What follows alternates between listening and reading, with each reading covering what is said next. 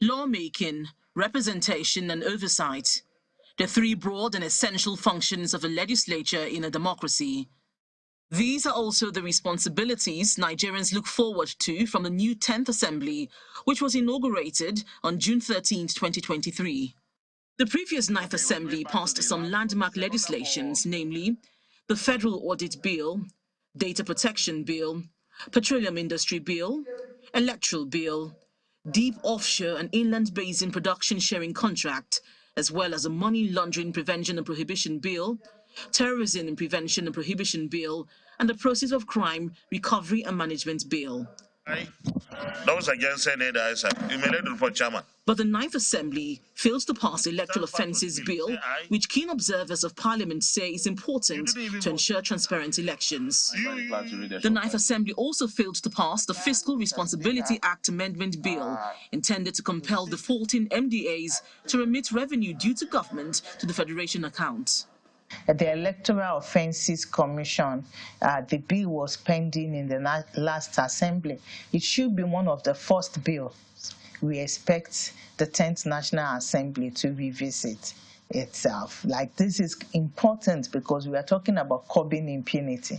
And as activists in the civil society space hope that the 10th Assembly will revisit the Electoral Offences Commission Bill.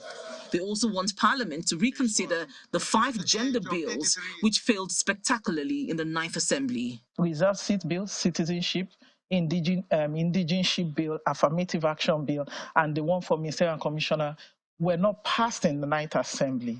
And I'm hoping that in the 10th Assembly, they will prioritize these bills, in terms of advancing women's right to equality. Now, why is the reserved seat bill important? It is important because historically, since 1999, we've seen a dwindling representation of women in politics, especially in our political leadership.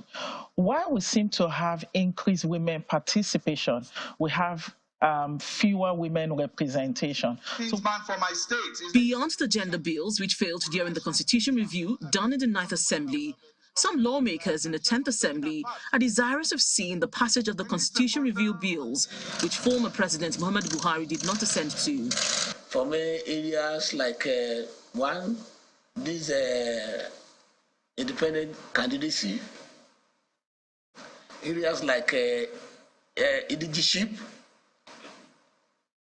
whether you are married to man, whether you are qualified to claim the indigenship of where your husband is from, and then whether you have spent 10 years in a place and you are qualified to be voted for, and since you are qualified to vote.